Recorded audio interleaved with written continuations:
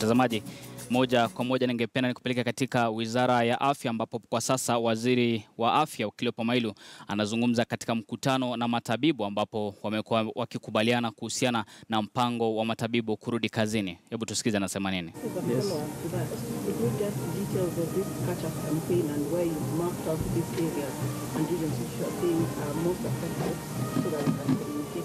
I think we will give you those details. The Director of Medical Services is here. Is going to give you the plan which they have, when and how is going to be unleashed. And of course, we are engaging Kenya Red Cross Society, because within the framework of Kenya Red Cross Society it's possible to employ people who can assist the counties. Yes, Nasibo? There's report of malaria in the country. Sorry? You've mentioned the counties that are affected by malaria. Can you confirm the numbers and the exact counties? In fact, I'll give the governor the opportunity to respond to that question. From Baringo? Yeah, come. I think I will let Governor Baringo to respond, because his county is one of those affected. And then I can add a few. Oh,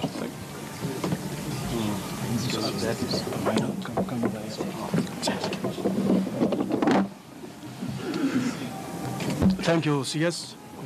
Thank you, Chairman. And all the PS, the union. I want to appreciate being here this morning. It is a concern to all of us that in Kenya we are experiencing this challenge, which has affected mostly Baringo and Marsabit, and that now spreading to Turkana and the lower part of West Pokot towards those sides of Kainuk. And we are informed that Lamu as well is affected. What has happened in Baringo is that we were informed on Saturday, and the team from the Department of Health plus the provincial administration visited the scene, and so far we have managed to actually bring it to a lower level.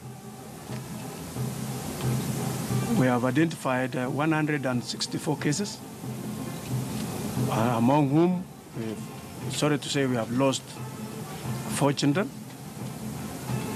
3 at the health center of Chemalingot, and we are informed there is a child who died at home. So there's a team that has gone there to actually search, because the terrain there is a little bit challenging. The infrastructure is not so much appealing. So far, we want to also appreciate that the CS here, together with KEMSA, has come on board, and the drugs are going to be available from tomorrow. The few that we had, we have distributed to that region, because a wider region. It is 2 wards, and 1 ward is closer to 800 square kilometers. 1 single ward is about 800 square kilometers. We have few dispensaries there in Baringo, those lower parts. There are only 3. 2 are very active. But we want to appreciate also the OP section, the officers who are closer, who managed to transport a number of patients to Chemalingot. We are putting in place 4 ambulances now, and we have a caravan. The Beyond Zero caravan has been there now for the last 2 days. Because of the strike of nurses, we have managed to appeal to those of them that have knowledge in that section, and we have actually put some measures. We have over 15 that have come to assist us as volunteers, and we want to appreciate the doctors and the clinical officers that those visited there today and yesterday are managed actually to assist us. So far, it's now stable. It's now stable, but the doctors are not moving out from there, and those of them that are within their place. We want to appreciate the Red Cross. Red Cross have come, but I want to still appeal for food. The water pussers which are there are few, because it requires water. That region we don't have water. There are no rivers flowing because of lack of rainfall. But we have some ponds, and we have some poles. So we're using water pussers actually to ensure that people within that region are actually assisted. So far, I think we have contained in our region. Yeah, we have contained in our region. Okay. Yeah. But I want also to appeal to the fourth estate, please, that number 13, I don't know where you got that number 13. We have mortuaries there. That number is, though we don't want people to die, but that number was too high. We have only 4 in Baringo. But we want to say, let's assist each other. Thank you very much. Good. Thank you. One final question. Let me add one. Yes.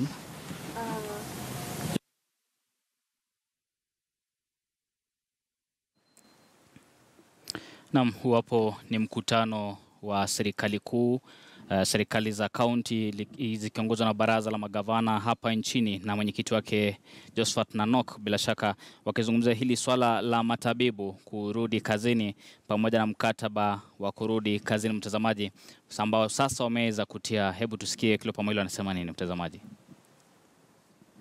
We have mobilized personnel. The Ministry of Health has also supported them with additional drugs, and they are also looking at airlifting some drugs to the very remote areas of Ilret, which is in northwest of the county. So, and in all other places, Lamu, Turkana, we're managing. We've got sufficient drugs. We are requisitioning more. And we are working with all the partners, including the NGOs in those areas. In fact, I think it's good for you to know also that the Kakuma refugee camp is also affected, but we are closely working with UNHCR and its partners to make sure that we are doing the best we can to contain the situation. Okay, maybe this question the governor may answer. It's about their reports that some nurses in some counties have not been paid August and September salary. Can you confirm that? And if they have not been paid, what are the measures you're taking? Thank you. I think you have to realize that it's not all nurses that are on strike. It's quite a significant number. I think almost more than 60% of nurses are working. And those ones have been regularly getting their pay, just like any other civil servant, including myself, get. In our last discussion, when we met a full council together with the CS from Ministry of Health, we did agree that the nurses, even those who are on strike, return back. If they don't return back, we gave a timeline at that time when we should top the payment of salaries. I think if there are personnel who have not been paid, there are those who did not heed to the directive to return back, and those salaries were suspended until such a time. And I think those are the only ones that are affected. But any other that is working, that has been continuing to work, they have been receiving their salaries. If there are delays in a number of counties, for instance, there have been delays for the month of September, paying salaries for all civil servants in the counties, basically because of the cash crunch. I think as you all are aware that it is only mid last month that Senate finally approved the schedule for disbursing money to counties. But even after approval, even now, we still have that crunch because there are still discrepancies between what Senate presented to the National Treasury together with what National Assembly had approved to take to the Senate. So that matter is still unresolved, and we hope that both the Senate and the National Treasury can resolve that matter so that all civil servants, and including all service delivery, does not miss being conducted on the basis of a cash crunch. From the county government, what they do to mitigate the malaria situation in various counties, what measures has the national government taken to control the situation of the outbreak in these counties? Let the Director of Medical Services give you details. And one thing I want to say is, in view of the situation we find ourselves in and the transition which is taking place within the counties after the general election, we have asked KEMSA, and I want to appeal to all governors and the county governments, given the delay in the disbursement of funds for counties to be able to order drugs from KEMSA. As a ministry, we have intervened and we want to ask the governors to order drugs from KEMSA, the routine drugs, so that they can be supplied and they will be able to meet the cost when the disbursements are made by the National Treasury. And therefore, any county which has not submitted their requirements to KEMSA, they should be able to do so. Drugs will be supplied on credit, and then they can pay when they get their disbursements. This is to say, although we have problems with the staffing, the least we want to see is lack of drugs in our facilities. Therefore, incidences of malaria, we should be able to treat them where there is a qualified person, and therefore let counties order drugs from KEMSA, and KEMSA is under instructions to be able to meet that request and supply. Thank you.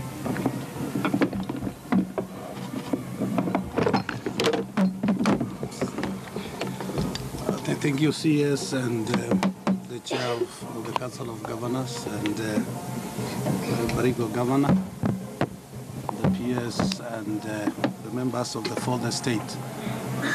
First of all, I want to make one clarification, that people are talking about malaria outbreak in these 3 counties, but epidemiologically, we do not have an outbreak.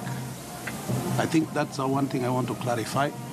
What we have is an increase or an upsurge in the number of malaria cases from the county's thresholds. Each county has a malaria threshold.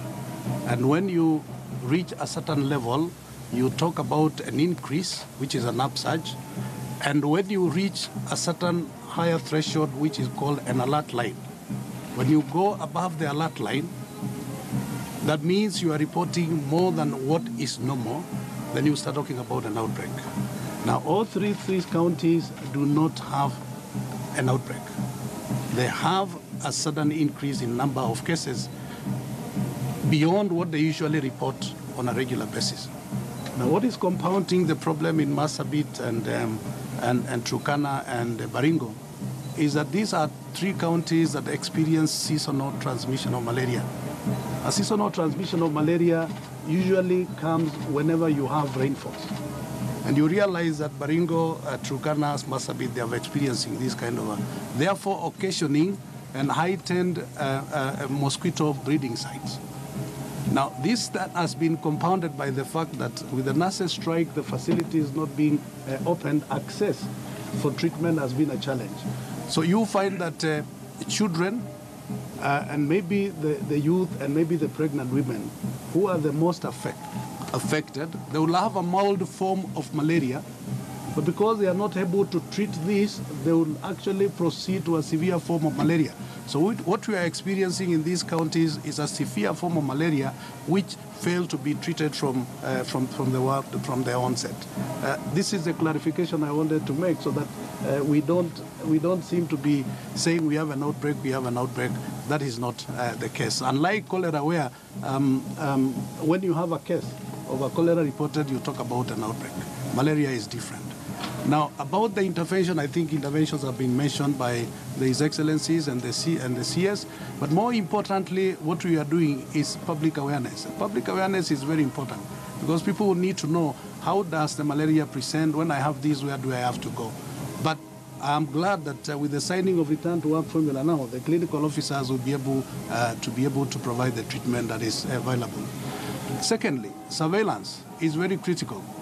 We have surveillance systems from the dispensary level, health centers, and the sub-county facilities and county facilities that have been in place. And training has been done. What we are doing at the moment at the national level is to be able to support the counties to be able to enhance their surveillance systems and to be able to detect. Whenever you have a threshold, you can able to know when you are likely to have an upsurge of malaria and when you are likely to have an outbreak of malaria, then you can trigger your response systems. Thank you. Thank you so much.